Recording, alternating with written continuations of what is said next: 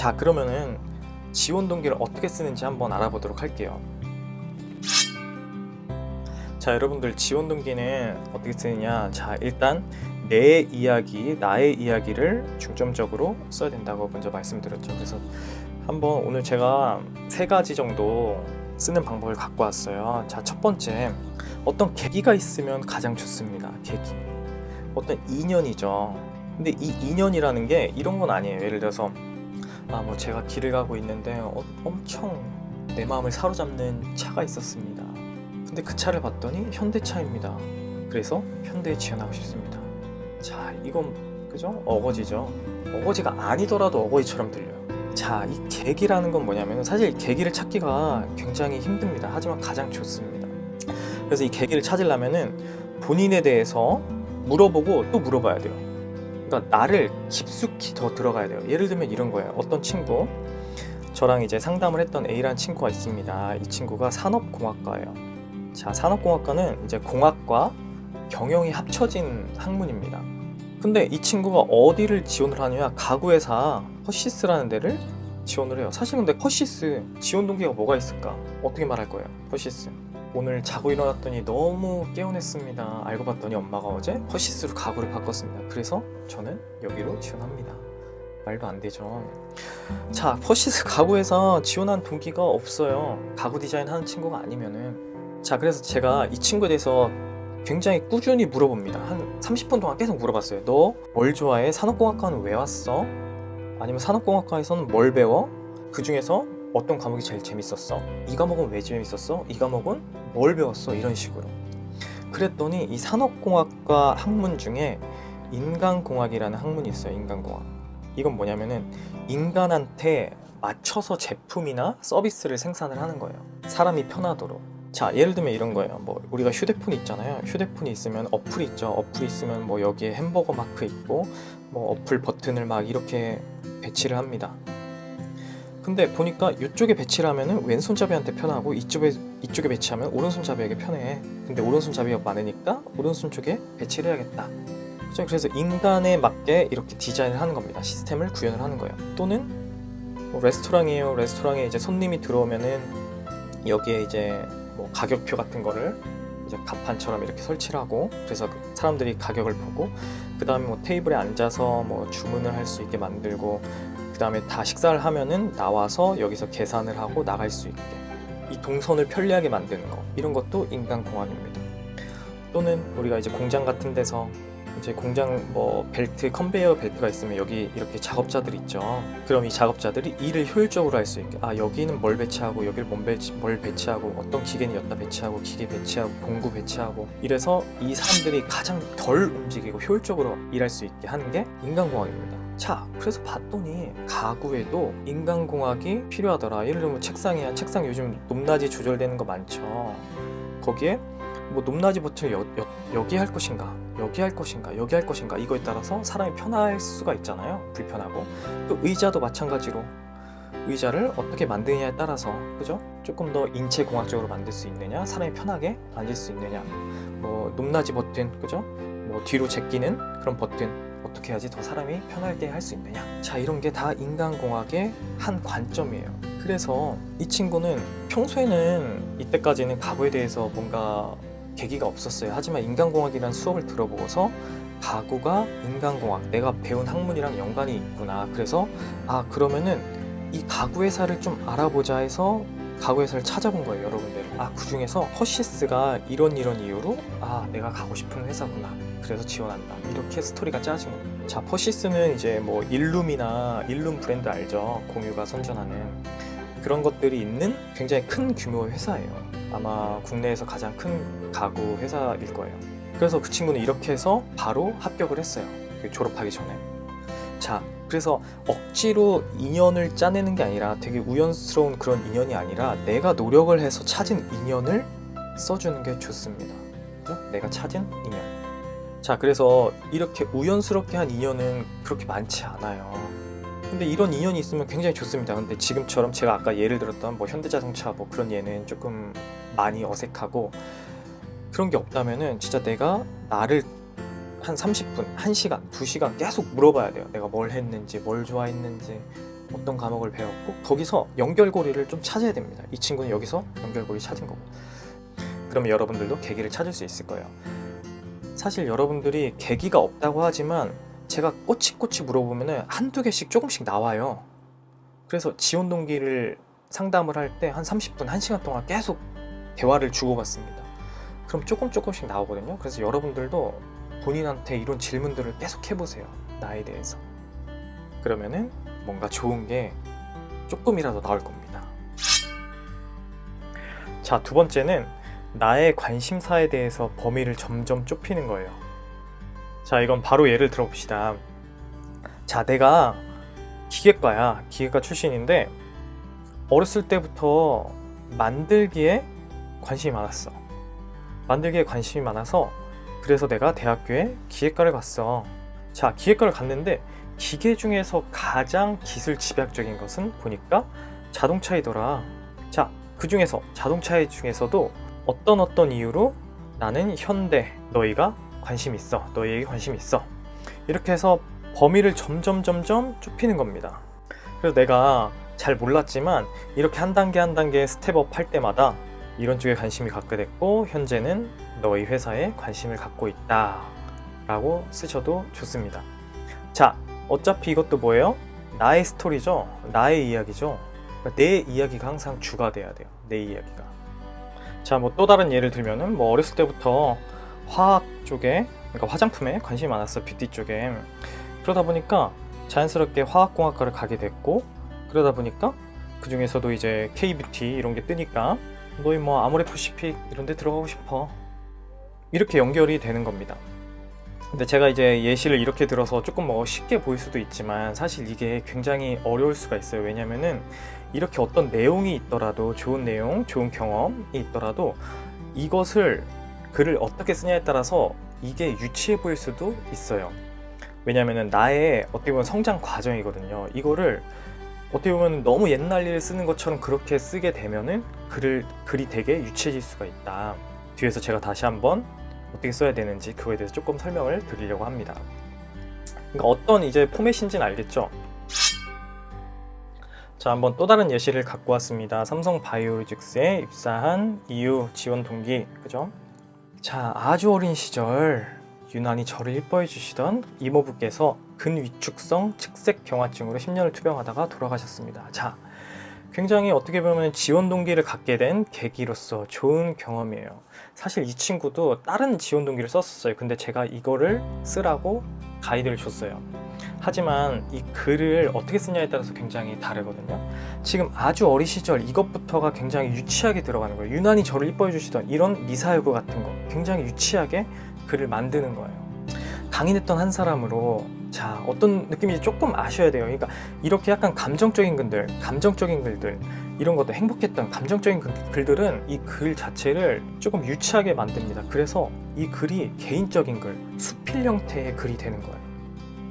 가정을 무너뜨린 난치병을 경험하여 엄청 슬픈 경험이고 안 좋은 경험이고 그렇겠지만 이 자소서는